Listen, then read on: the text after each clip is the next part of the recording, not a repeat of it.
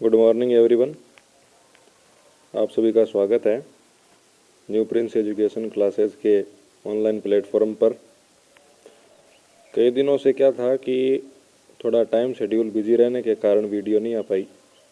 आज हम एक शॉर्ट टॉपिक है आपकी क्लास 12th के मैग्नेटिज्म का जो चैप्टर 8th है उससे रिलेटेड एक टॉपिक के बारे में आज हम डिस्कस करेंगे। डिस्कस जो होगा उसमें मैं आपको जो इसका मेन कॉन्सेप्ट रहने वाला है वो मैं आपको बोलकर समझाऊंगा। और यदि आपको इसका पीडीएफ नोट्स चाहिए कि सर हम इसको नोट कैसे करें, कॉपी के अंदर कैसे लिखें, तो उसके लिए भी सॉल्यूशन है कि मैं आपको हमारा जो व्हाट्सएप ग्रुप है उसका लिंक डिस्क्रिप्शन के अंदर प्रोवाइड करा दूंगा।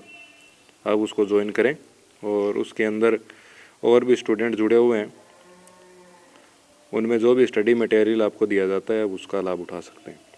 टाइम को बर्बाद न करते हुए आज की जो 5 से 6 मिनट की वीडियो होगी इसमें हम कुछ इम्पोर्टेंट फैक्ट्स हैं उनके बारे में देखेंगे। तो देखिए, मैं सबसे पहले यहाँ पर स्टार्ट करता हूँ कि यदि आप बात करें कि पृथ्वी एक चुंबक है। पृथ्वी क्या है? एक चुंबक है। और पृथ्वी के चुंबक होने के जो प्रमाण मिलते हैं, और प्रमाण भी इस प्रकार के हैं कि वो कुछ टेक्निकल टर्म्स है, उनको समझना बहुत आवश्यक है। तो वो प्रमाण मैं आज आपको बताऊंगा कि वो कौन कौन से ऐसे फैक्ट है जिनके द्वारा हमें पृथ्वी के चुंबक होने का पता चलता है। उन्हें हम बोलते हैं भू चुंबकत्व के अवयव। तो सबसे पहली बात की आज हम जो बात करेंगे वो हम बात करने वाले हैं भू चुंबकत्व के अवयव के बारे में। सबसे पहली बात यह कि सर भू चुंबकत्व के अवयव क्या होते हैं। तो पृथ्वी के अलग अलग स्थानों के ऊपर जो मैग्नेटिज्म है उसकी वैल्यू भी अलग अलग प्राप्त होती है। तो किसी भी पर्टिकुलर स्थान के ऊपर पृथ्वी के चुंबकत्व के गुण के बारे में जो भौतिक राशियाँ हमें कुछ न कुछ जानकारी, कुछ न कुछ इन्फॉर्मेशन प्रोवाइड कराती है, उन सभी अवयव को हम भू चुंबकत्व के अवयव कह देते हैं। अब ये कितने होते हैं? सबसे पहली बात इसके अंदर आपको ये पढ़ना पड़ेगा कि दिक्पात का कोण क्या होता है। दिक्पात का कोण, जिसे हम डी से जनरली डिनोट करते हैं। उसके बाद में आपको ये पता होना चाहिए कि एक आपके आता है नमन कोण। एक आपकी जो टर्म आएगी वो 2 नंबर है, उसका नाम है नमन कोण। जनरली इसको नति कोण भी कहते हैं, तो ये भी आपको पता होनी चाहिए। और 3 नंबर एक आ जाता है आपका पृथ्वी के चुंबकीय क्षेत्र के घटक। तो वो भी मैं यहाँ पर नोट कर देता हूँ। पृथ्वी के चुंबकीय क्षेत्र के घटक। तो ये जो मेन पॉइंट्स हैं ये आपको पता होने चाहिए, ये क्या क्या होते हैं, इनके बारे में हम अभी जानकारी देने वाले हैं। तो सबसे पहले यदि मैं बात करूं कि दिक्पात कोण क्या है, नमन कोण क्या है, नति कोण क्या है, या पृथ्वी के जो चुंबकीय क्षेत्र के घटक है, ये तो सीधी सी बात है कि जब मैं घटक की बात कर रहा हूँ तो ये 2 प्रकार के घटक हो सकते हैं। एक तो आपका क्षैतिज घटक होगा, एक आपका कौन सा हो सकता है, ऊर्ध्व घटक हो सकता है, जिसको आप हॉरिजॉन्टल घटक बोलते हैं। इसको आप vertical component of magnetic field earth का बोल सकते हैं। इनकी जो डेफिनेशंस है उनको समझने के लिए हमें सबसे पहले कुछ बेसिक इन्फॉर्मेशन है वो पता होनी चाहिए। तो उनको मैं एक बार आपके सामने डिस्कस कर रहा हूँ। यदि आप दिक्पात का कोण समझ लेते हैं, या इससे पहले कि जो मैं अभी आपको टर्म बताऊंगा वो यदि आप समझ लेते हैं, तो आपके ये तीनों जो कॉन्सेप्ट है वो बहुत आसानी से क्लियर हो जाएंगे। ऊपर ये बता दूं कि ये जो टॉपिक है ये चैप्टर 8th के टॉपिक है और पेपर के पॉइंट ऑफ व्यू से बहुत इंपॉर्टेंट है इस बार। तो ये पेपर के अंदर पूछे जाने की संभावना अति प्रबल है। दिक्पात कौन पूछता है, नति कौन पूछता है, और इनके घटक के बारे में पूछता है। तो देखिए, सबसे पहले मैं आपको बता देता हूँ कि ये जानने से पहले आपके पास में ये इन्फॉर्मेशन होनी चाहिए कि सबसे पहले भौगोलिक अक्ष क्या होती है। बाद में आपको ये पता होना चाहिए कि भौगोलिक याम्योत्तर किसे कहते हैं। भौगोलिक याम्योत्तर, ये दोनों चीज़ें जैसे ही आप समझते हैं, इसमें कुछ टेक्निकल टर्म नहीं है, एकदम सिंपल है। 3 नंबर आपको ये पता होना चाहिए चुंबकीय अक्ष किसे कहते हैं। 4 नंबर आपको ये पता होना चाहिए चुंबकीय याम्योत्तर किसे कहते हैं। ये दोनों आपस के अंदर एसोसिएट रहने वाली टर्म है। जैसे ही आप इन दोनों को समझ लेते हैं, भौगोलिक अक्ष क्या है, तो आपको भौगोलिक याम्योत्तर ऑटोमेटिक समझ में आ जाता है। जैसे आप समझ लेते हैं चुंबकीय अक्ष क्या है, आपको ऑटोमेटिकली चुंबकीय याम्योत्तर भी समझ में आ जाता है। और जब ये भौगोलिक याम्योत्तर और चुंबकीय याम्योत्तर आपके कॉन्सेप्ट क्लियर हैं, तो हम कह देंगे कि सर इन दोनों के बीच का जो एंगल होता है, एंगल बिटवीन भौगोलिक याम्योत्तर और चुंबकीय याम्योत्तर, इसे हम क्या कह देते हैं साहब, दिक्पात का कोण कह देते हैं, जो कि आप डी से रिप्रेजेंट करते हैं। तो जब आपके दिक्पात का कोण समझ में आ जाएगा तो आपको नमन या नति कोण समझने में कोई प्रॉब्लम नहीं होगी। और जब नमन और नति कोण समझ में आ जाएगा तो आप पृथ्वी के चुंबकीय क्षेत्र के जो घटक है उनको आसानी से समझ सकते हैं। और पृथ्वी के जब आपको क्षैतिज और ऊर्ध्व घटक समझ में आ जाते हैं तो फिर आप उदासीन बिंदु को समझ सकते हैं। उदासीन बिंदु क्या होते हैं, तो ये इतनी चीज़ें इनके साथ में एसोसिएट है। उससे पहले आपको ये पता होना चाहिए कि भौगोलिक अक्ष क्या है, भौगोलिक याम्योत्तर क्या है, चुंबकीय अक्ष क्या है, चुंबकीय याम्योत्तर क्या है। देन आपको दिक्पात का कोण, नमन कोण, नति कोण और ये सारी चीज़ें क्लियर हो जाएगी। तो मैं आपको ये समझाने की कोशिश करता हूँ अभी। ओके, तो हम इसको अभी अगले स्लाइड के अंदर बनाते हैं। देखिए कैसे, ये हम इस वाले स्लाइड के अंदर बनाने की कोशिश करेंगे। देखिएगा कि आप सभी ये चीज़ जानते हैं कि जो हमारी अर्थ है उसकी कुछ जो स्ट्रक्चर है वो इस तरीके की है। मैं ये बना देता हूँ, ये हमारी क्या है, अर्थ है। और इस अर्थ के अंदर यदि मैं ऊपर वाले पोल की बात करूँ तो ये जो ऊपर वाला पोल होगा इसे आप कह देते हैं उत्तरी ध्रुव, और ये जो नीचे वाला पोल है इसे हम कह देते हैं दक्षिणी ध्रुव।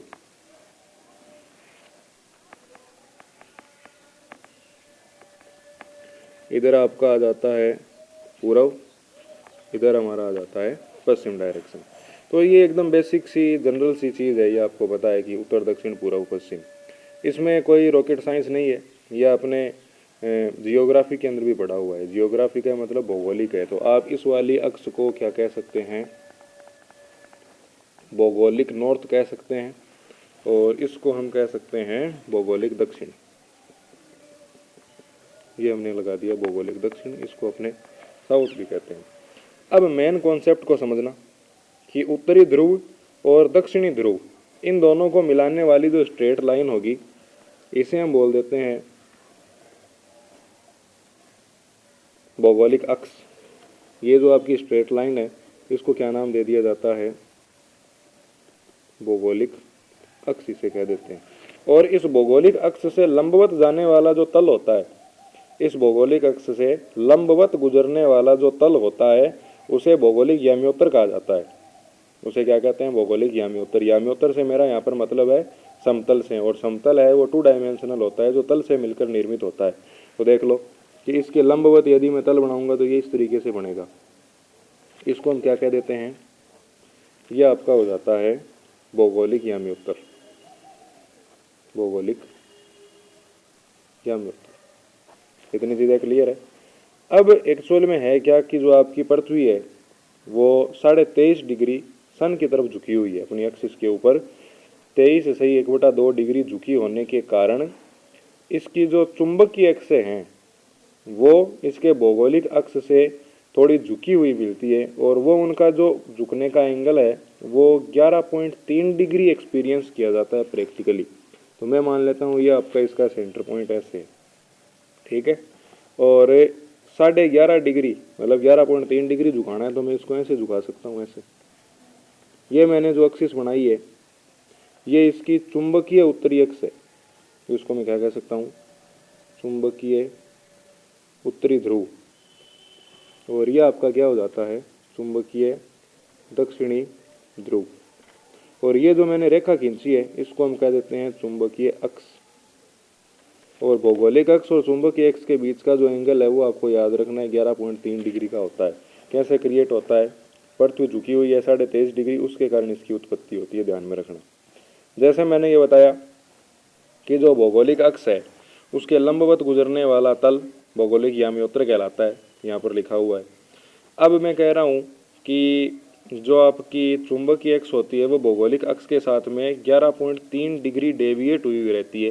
तो मैंने इसको 11.3 डिग्री डेविएट होकर बना दिया। तो ये आपकी चुंबकीय उत्तरी ध्रुव और ये आपकी चुंबकीय दक्षिणी ध्रुव मैंने यहाँ पर बना दी।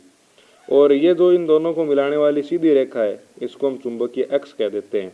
और इस चुंबकीय अक्ष के लंबवत गुजरने वाला जो तल होता है वो चुंबकीय याम्योत्तर कहलाता है। तो चुंबकीय याम्योत्तर को यदि मैं यहाँ पर देखो बनाना चाहूँ तो इसको मैं इस तरीके से बना सकता हूँ, ऐसे, ये अपना बना दिया। और इसको हम क्या कह सकते हैं, इसका चुंबकीय याम्योत्तर, चुंबकीय याम्योत्तर। तो ये इतनी चीज़ें थी जो आपको समझ में आनी चाहिए। सबसे पहली बात वापस बता देता हूँ एक बार कि जो फिजिकल है इनके, जियोमेट्रिकल, जियोग्राफिकल, इनके नॉर्थ पोल और साउथ पोल है वो आपको पता है कि ये उत्तर, दक्षिण, पूर्व, पश्चिम। उत्तर वाले ध्रुव को मिलाने वाला जो सीधी रेखा होगी उसे हम कह देते हैं इसकी भौगोलिक अक्ष। और इस भौगोलिक अक्ष के लंबवत जो तल जाता है इस तरीके का, जो आपको इसमें दिखाई दे रहा है, जो पूर्व और पश्चिम को इंटरसेक्ट करता हुआ गुजरेगा, जैसे आप दो कटोरियों को एक दूसरे के ऊपर रख दे, ऐसी स्ट्रक्चर बनाता है, इसे हम कहते हैं इसका भौगोलिक याम्योत्तर। याम्योत्तर is nothing but only a plane, ये केवल समतल है और इसमें कुछ रॉकेट साइंस नहीं होगा। अभी मैं आगे इसको बना के बता दूंगा। बाद में ये कहता है कि पृथ्वी है सब आपकी 23.5 डिग्री अपनी दूरी के ऊपर झुकी हुई है सन के अट्रैक्शन के कारण। तो इसके कारण इनके जो मैग्नेटिक नॉर्थ पोल और मैग्नेटिक साउथ पोल है वो इसकी जियोग्राफिकल नॉर्थ पोल मतलब भौगोलिक उत्तर ध्रुव और भौगोलिक दक्षिण ध्रुव से 11.3 डिग्री झुक जाते हैं। तो हमने ये 11.3 डिग्री झुका के बना दिया। और इन दोनों को मिलाने वाली जो रेखा होती है वो आपकी चुंबकीय अक्ष कहलाती है। अब इस चुंबकीय अक्ष के लंबवत एक तल खींचो इस तरीके का, ये जो तल होता है ये आपका चुंबकीय याम्योत्तर कहलाता है। अब इस चीज़ को ध्यान से समझना कि चुंबकीय याम्योत्तर और भौगोलिक याम्योत्तर के बीच का जो एंगल होगा, चुंबकीय याम्योत्तर भौगोलिक याम्योत्तर के बीच का जो एंगल होगा उसे दिक्पात कोण कहते हैं। और यदि मैं इस चुंबकीय क्षेत्र के अंदर या चुंबकीय याम्योत्तर के अंदर किसी सुई को, और सुई भी कौन सी, कंपास सुई की बात कर रहा हूँ, उसको स्वतंत्रता पूर्वक लटकाऊं तो वो संतुलन की अवस्था के अंदर इस चुंबकीय क्षेत्र के क्षैतिज घटक के साथ में जो एंगल बनाती है उसे नति कोण या नमन कोण कहा जाता है। अब इन चीज़ों को देखो मैं आपको यहाँ पर समझा देता हूँ कि ये किस तरीके से है यहाँ पर एक बार। तो मैं एक बार ये यहाँ पर बनाने की कोशिश करता हूँ। देखो सबसे पहले आपको बनाना पड़ेगा भौगोलिक याम्योत्तर। तो ये मान लीजिए मैंने यहाँ पर बना दिया भौगोलिक याम्योत्तर। और इस भौगोलिक याम्योत्तर से जैसे आपकी ये किताब खुली होती है उस तरीके की स्ट्रक्चर बनेगी, ऐसे।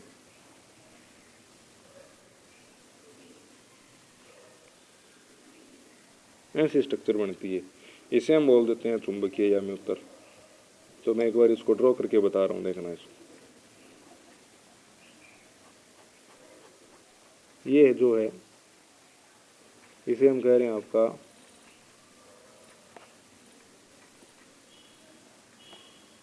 भौगोलिक याम्योत्तर। और ये जो मैंने बनाया है इसे हम क्या कह देते हैं, चुंबकीय याम्योत्तर। और इन दोनों के बीच का ये जो एंगल होता है इसे हम कह देते हैं डी। ये आपका क्या कहलाता है, दिक्पात कोण कहलाता है। सबसे पहली बात तो ये। अब ये जो आपका चुंबकीय याम्योत्तर है ये चुंबकीय क्षेत्र को रिप्रेजेंट करेगा। तो इनके दोनों मान लो ये ध्रुव है, इनको यदि मैं मिला दूं तो ये वाली जो लाइन होगी ये परिणामी चुंबकीय क्षेत्र को रिप्रेजेंट करती है।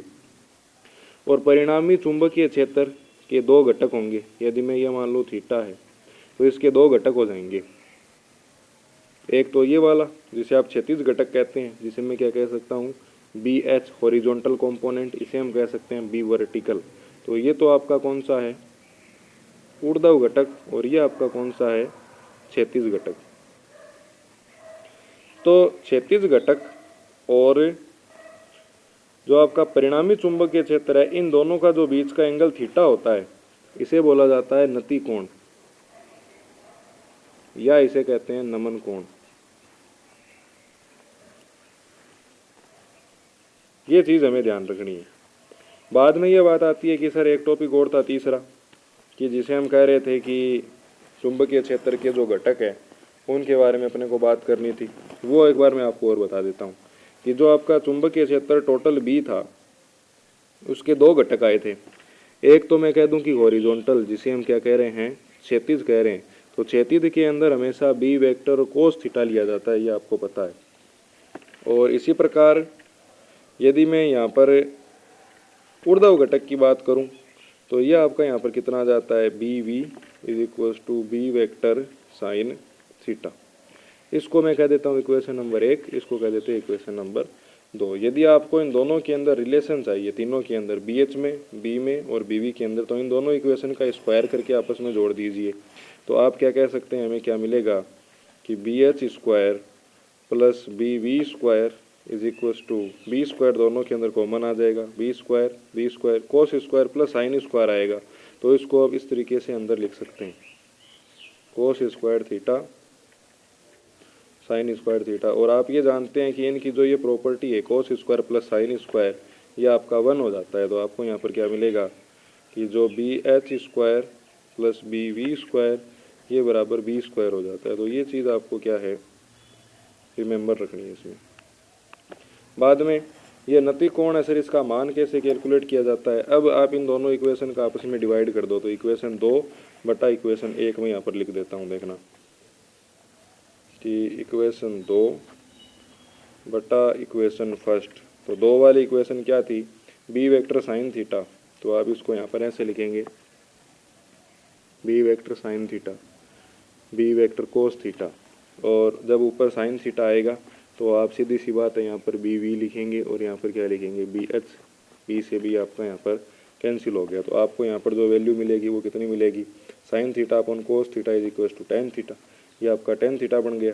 और B V upon B H बराबर में पड़ा है, तो हम यहाँ पर क्या लिख सकते हैं, B V upon B H. यदि थीटा की वैल्यू निकालनी पड़े तो theta is equal to tan inverse B V upon B H. तो ये इसका जो है मेन कॉन्सेप्ट रहता है। और यदि आपको ये वाला डायग्राम समझ में आ जाता है तो आप ये सारी चीज़ें आसानी से कर लेते हैं। और मेरे हिसाब से इसमें कुछ हार्ड जैसी बात है नहीं, बस थोड़ा समझने का इसमें थोड़ा सा अंतर रहता है। तो ये समझने वाली जो चीज़ है वो आप इसको ध्यान से देखिएगा। कुछ नहीं है, नॉर्थ और साउथ को मिला दो तो भौगोलिक अक्ष बन गई। भौगोलिक अक्ष के लंबवत एक तल खींच दो, भौगोलिक यामी उत्तर बन गया। इसको 11.5 डिग्री 11.3 डिग्री झुका दो तो ये चुंबकीय अक्ष बन गई। चुंबकीय अक्ष से लंबवत तल खींच दो तो चुंबकीय यामी उत्तर बन गया। और चुंबकीय यामी उत्तर भौगोलिक यामी उत्तर के बीच का कोण दिक्पात कोण हो जाता है। और उसके बाद में ये फिर आपकी सारी चीज़ें यहाँ से कंटिन्यू चलती है। तो आप ये सारी चीज़ें इनको अपनी लैंग्वेज में नोट करें। और प्रॉब्लम आती है तो डिस्क्रिप्शन के अंदर आपको लिंक मिल जाएगी व्हाट्सएप की, उसके थ्रू आप हमारे ग्रुप को ज्वाइन कर लें। धन्यवाद।